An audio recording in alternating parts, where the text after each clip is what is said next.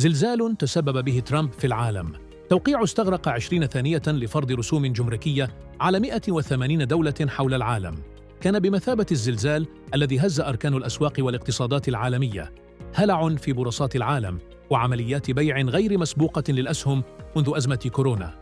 انتقادات من قادة الدول وتهديد ووعيد برد قاسي على رسوم ترامب. ترامب قرر فرض رسوم بنسبة تتراوح بين 10 و50% على معظم دول العالم.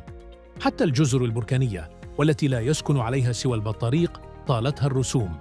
هذه الرسوم أثارت المخاوف من ركود الاقتصاد العالمي، وتسببت بخسائر في أسواق الأسهم العالمية تجاوزت 10 تريليونات دولار في يومين، كما تسببت بانهيار أسعار النفط التي تراجعت 11% خلال 48 ساعة فقط.